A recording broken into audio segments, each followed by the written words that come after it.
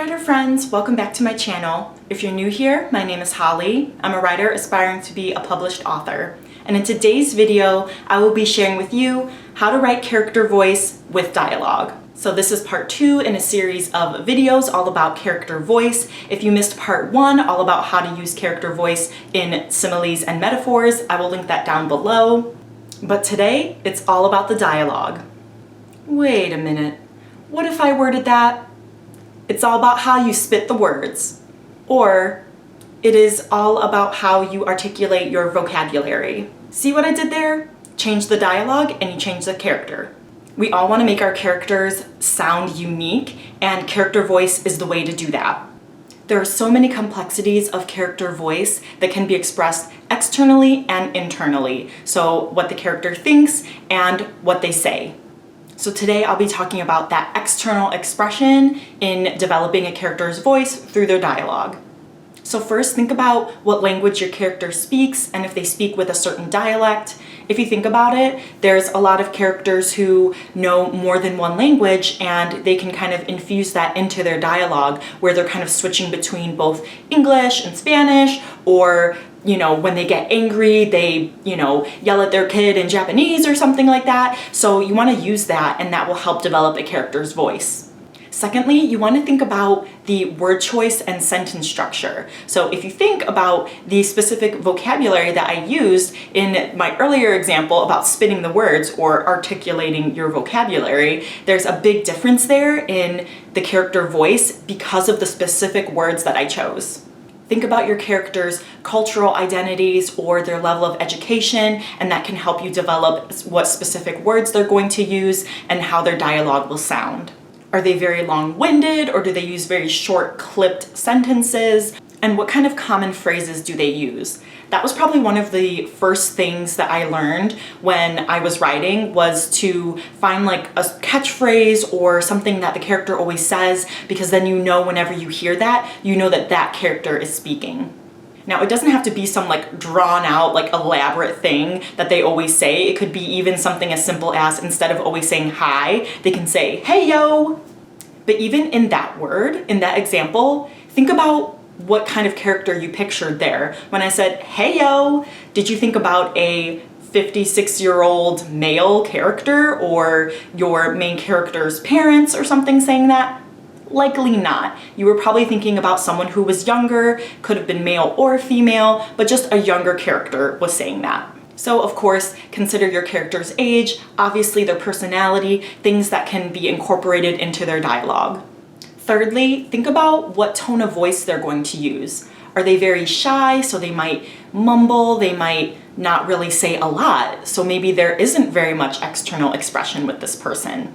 Or is there someone who's very snarky and enthusiastic and sarcastic and witty, and you know that their dialogue is going to punch on the page? So fourthly, think about the style and rhythm of their diction. How do their words flow together, if at all? I'll go into some examples at the end of all of the tips, just showing you how different dialogue is represented. And you also want to consider that when we're creating our characters, we see them as like real people. Like, we think that they're real in our heads, and that would be cool if they were real, but you can't just picture them as these fictional characters. In order to really make them come alive on the page, you have to pretend like they're living people, and that will help flesh out their voice through their dialogue, their body expressions. All of these things are going to help really define them and make them unique. So the sixth tip is to ask yourself, how would this character talk to another character? So this one is very important because you know that the way you talk to your friends is not the same way that you talk to your parents. Well, it might be, who knows? But for the most part, you're gonna be saying things differently. There are some people that they might be cursing up a storm with their friends, but they would never say even a hint of a swear in front of their parents. Obviously, you might talk differently to your love interest, your crush, than you would a friend. And think about how you speak differently with a stranger versus your best friend. The seventh tip is to know that you're not going to necessarily have a character's voice down right away. a lot of times in that first draft, or zero draft if you like to do that, everyone kind of sounds the same. Everyone's very bland. Maybe there are a couple differences in dialogue, but a lot of times we're just trying to get the story on the page and tell the story to ourselves. So know that in future drafts, you're going to have to refine that voice and make sure that not all the characters sound the same, that they're not stale, that they're not bland, that they don't all sound like monotone, because that will drive your readers away, that will drive agents away, and obviously we don't need that in our lives. So like I said before, to help define each of those characters, make sure that you're really taking into account their personality. What job do they have? Are they a student? What is their education? Or do they come from a rich or poor background?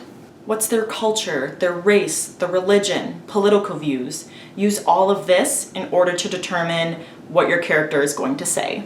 Okay, so how can you really ensure that your characters' voices sound different through their dialogue? Well, tips number 8 and 9 are kind of connected. So tip number 8 is to read the dialogue out loud. That's really going to help you pick apart whether the dialogue feels stilted, whether it feels bland, whether you can tell which character is talking. So when you're reading the dialogue out loud, you obviously don't want to be speaking in a monotone voice yourself. So try to have some inflection in your voice, try to have fun with it. So with me, I'm not like just monotone the whole time during this video. That would be super boring and you probably wouldn't be watching me still. But I have those inflections and that helps to give me some emotion in this and help you guys keep watching. And so that's what you want to have on the page. So when you're reading this out loud, just totally like pretend like you're an actor and pretend like it's an audiobook. And if you think about audiobooks too, even just one person, they have those different tones and inflections and they try to give the characters different voices. So that's what you should try to do too, which is super fun. I mean, who wouldn't want to do that? So obviously if you feel like you're kind of stumbling over your words, then maybe the dialogue needs to be switched up. Maybe the vocabulary needs to be changed so that it flows a little bit better. Or if you realize that everything's sounding the same, maybe then you know that you need to pack up the punch with one of the characters' voices. And then tip number 9 is another fun trick, and that is to take away all of the dialogue tags. You can take away even everything, the description, the exposition, and just leave the dialogue on the page. And you will quickly find out whether your characters all sound the same. Or maybe you'll realize that you do have good character voice and distinction between dialogue, but maybe they're not consistent. So maybe like for a couple pages, you notice that there's a lot of differences, and then near the end of the chapter, everyone starts to sound the same. So let me know in the comments down below what your tips and tricks are for writing dialogue and getting your character's voice on point. So what I'm going to do is read a couple lines of dialogue and show you the examples. And you'll probably notice too that between these books, the dialogue sounds different. The character voices don't all sound the same. And that's really important because with character voice, every author should have their own voice kind of imprinted in that character. So, we know kind of a similar style to expect from, Marissa Meyer versus Sarah J. Maas. And you know that like you've come to expect that type of writing. So even though all the characters are different and not all the characters sound the same, there's still a little bit of a hint of that author voice within the character. Okay, so these first examples are from Keeper by Kim Chance. Wonderful, wonderful series.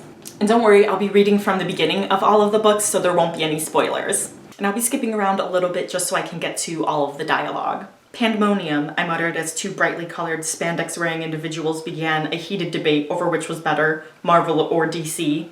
Noun, wild and noisy, disorder, uproar. Superfluous, adjective, means additional or unnecessary. I squealed as a large, burly-looking dude dressed like the Hulk bumped into me, sending my SAT book flying and knocking me right into Captain America. Now where are you going, yon pretty lady? A guy dressed as Thor, complete with thunder hammer and winged helmet, blocked my path. You should stay a while. I can show thou how I work my hammer. I rolled my eyes. Save it, Thunder God. I don't date guys who are more hair-obsessed than I am. Maybe next time. Then she gets saved by Ty. And he says, it must be all that hairspray affecting his brain. My cheeks grew warm. So you a big comic book fan? I appreciate them, but big crowds like this, not really my scene. A friend of mine paid me 20 bucks to drive him here tonight. Yeah, not really my scene either. I'm more of a small group kind of gal. He chuckled and pointed to my prep book. Doing a little light reading? You can never be too prepared, I said, my cheeks blazing hotter. The test is in 2 days. I'm graduating early and I have to get at least a 2200 to get into my top schools. The science programs are pretty competitive. Oh my God, could you sound like a bigger nerd? He nodded politely. That's pretty impressive. Well, I really appreciate your help. My name's Lainey, by the way. I held out my hand. Nice to meet you, Lainey. I'm Ty. Lainey! I jumped as Maggie ran over and grabbed me by the arm, spinning me around in a circle. Guess what? She squealed. That guy I was talking to just asked me to go grab a coffee with him. That's great, Mags, I said, pulling myself from her grip with a laugh. I told him I'd take a rain check, of course, but it's so nice to be asked. I frowned. Wait, why didn't you say yes? I promised I'd quiz you on your words if you came with me, Maggie said with a shrug. What kind of best friend would I be if I bailed on you like that? And what kind of friend would I be if I didn't let you off the hook? I smiled at her. You should go. Maggie narrowed her eyes at me. Are you sure? Because you, Lainey Styles, are the true love of my life, and you come first. I grinned. I'm totally sure. I need to be home early tonight anyway. Go have fun. It's just so rare to find someone who actually understands that Gwen Stacy was Peter Parker's one true love. Everyone's always Team Mary Jane. See? You have to go. Maggie squealed again and threw her arms around me, hugging me tightly. You're the best. Have fun and text me when you get home. Will do, Styles. Love you. So I love these first couple pages because Lainey has to interact with this Thor dude who's trying to hit on her, then Ty who comes in and saves her from the creeper, and then her best friend Maggie. And we can see how her dialogue changes with each of these people, but the heart of her dialogue and her voice is still there. And then of course I had to make sure I said Maggie's lines because her dialogue always packs such a punch because she's a comic book nerd and a lot of that comes through with her dialogue. Okay, and even though this is a sequel, there still aren't any spoilers, and these examples are from The Crevabanian by Savannah J. Goins. I had to pick this because Verita Meek, who is the little sugar glider here, is so witty and snarky, and I love him, and I just had to include this example. Lie back down. You need to rest those muscles after straining the heck out of them. Bossy little turd. I crossed my arms and remained sitting. He ignored my defiance and jumped higher than he should have been able to, widening again, the sides of his body stretching to his ankles and wrists. He soared to the far side of the room, out of the firelight's reach. How were you able to do that? Do what? Like, expand and float on the air. Oh, that. I have these, kind of like wings, except cooler, he smirked. When I stretch them out, I can glide through the air. Can't actually fly though, so they aren't technically wings, but they're still cooler. My name's Verita Meek, by the way. You can call me Very. And you are? I'm Enzy. Shoot, maybe I should have given him a fake name. That's an unusual name, Very chuckled. I frowned. Not as weird as yours. And then he gives her a drink to help with her pain. I cocked my head, wincing at the glass. What'd I just drink? A tincture for relief of neuromuscular and somatic tissue pain. One that doesn't cause drowsiness. Way better than the stuff in your human hospitals. I arched an eyebrow. How do you know how to make something better than what they have in human hospitals? I am apprenticed to Din Medigaith, an advanced healer. He knows everything there is to know about medicines and treatments and bandaging. He taught me that one. How about some cocoa berry tea to get rid of the taste? Sure. What was in that? Various herbs and certain anatomical bits of bugs. Ugh, gross. Wings of the Blembledinger beetle, rose-red wasp antennae, the abdomens of... Okay, stop right there. You asked. And where the heck are my clothes?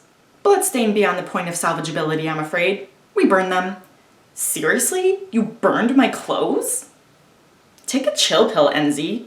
Oh my gosh, I love their dynamics so much. So we know that, like, Enzy would not be talking the way she's talking to just anybody, but because she's in this strange place with this strange creature, took her clothes, gave her some weird concoction to drink, like she is just like all up in the know. And Very is just acting like everything is normal and like take this and do this and oh yeah, we just burned your clothes. Aren't you okay with that? So you can see like these dynamics, and I skipped a lot. Like I skipped a lot of description and exposition and started to just read the dialogue, but it flowed seamlessly and it was very natural. Okay, so you guys get the idea. Dialogue plays such an important role in character voice. It is character voice. Now, if you like this video, please let me know in the comments down below if you would be interested in part 3, because I have so much more that I can talk about this.